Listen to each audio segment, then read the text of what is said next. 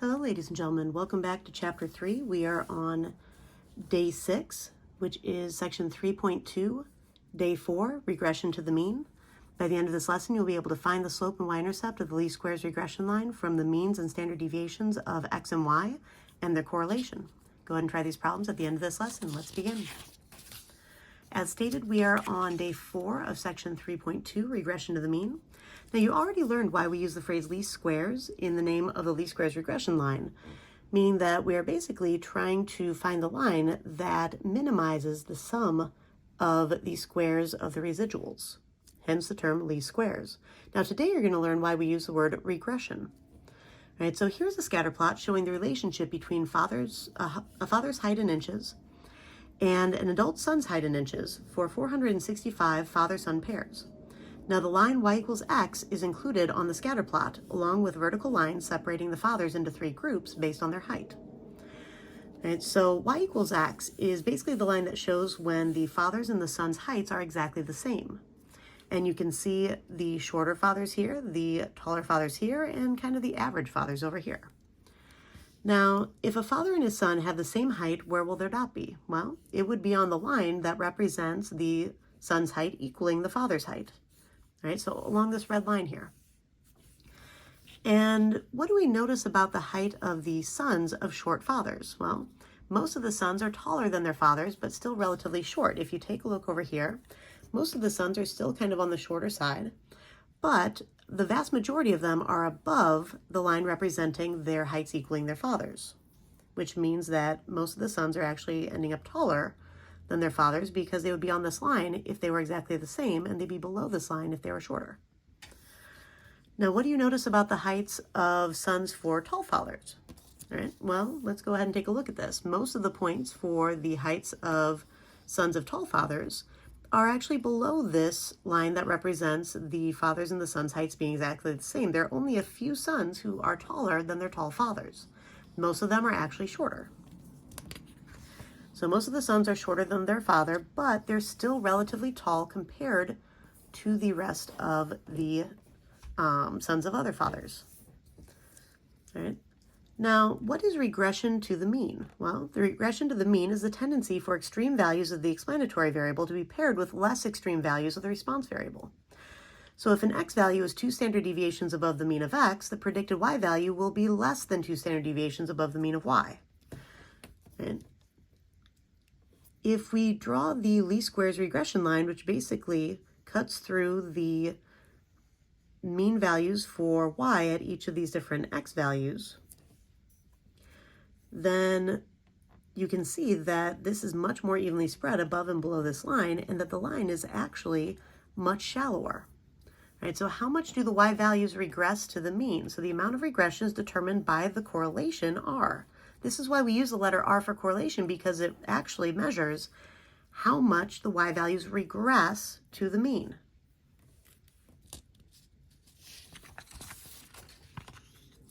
And because that represents how much the y values regress to the mean, we can use that value when we're calculating the equation of the least square regression lines using summary statistics. And now you can read much of this information on pages 194 to 197. And when you're calculating slope, usually we take change in y over change in x. Now, the typical change in y is the standard deviation of y. The typical change in x from the mean is the standard deviation of x. And how much our y values are going to regress towards the mean of y is our correlation coefficient. Right? So we take our standard deviation of y over standard deviation of x to represent change in y over change in x, but then we multiply that fraction by the regression factor. And because the least square regression line always goes through the point of the mean of x comma the mean of y, we can basically replace x and y in our least square regression equation. So for the predicted y and the value of x, we replace those with mean of x and mean of y, and we get mean of y is equal to our y-intercept plus our slope times mean of x. Now, because those would be known values if we're using the summary statistics, we can subtract the slope times mean of x to the other side, which means that our y-intercept will be calculated by using the mean of y minus slope times the mean of x. Now, let's see this in action. So we want to calculate the equation of the least square regression line. If the mean of x is 12.3, the standard deviation of x is 2.3. The mean of y is 104.9, standard deviation of y is 12.7, and the correlation coefficient is 0.49. All right, so first, start with the form of the equation. So prediction for y hat, is equal to a plus b times x, our y-intercept plus slope times our x variable. Now, just like back in Algebra 1, we find slope first. You cannot write the equation of a line without a slope. So the slope formula is the correlation coefficient times the standard deviation of y divided by standard deviation of x. So you literally enter these values into here. The correlation coefficient is 0.49, which goes out in front. The standard deviation of y is 12.7, which goes on top in your fraction. And the standard deviation of x, 2.3, goes in the denominator of our fraction. And we just type all of this into our calculator.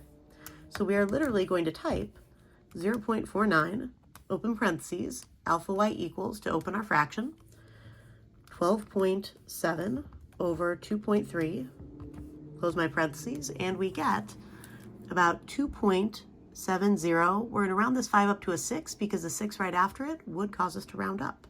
So 2.706. Now, once you have your slope, just like all the way back in Algebra 1, you need to find your y-intercept. And up here we have the formula for finding the y-intercept. Our y-intercept is equal to the mean value of y minus slope times the mean value of x, because mean of x and mean of y are the x and y coordinates we plugged into our equation to do the solving. So mean of y is that 104.9 minus my slope, 2.706, times the mean of x, which is 12.3. Put all this into your calculator and you get about 71.6162. Once you have your slope and your y-intercept, please do not forget to go on to step 3, which is to write the equation of the least square regression line. So the prediction for y hat, is equal to 71.6162 plus our slope, 2.706, times x, which is our explanatory variable. Now, what happens to the predicted value of y for each increase of 1 standard deviation in x?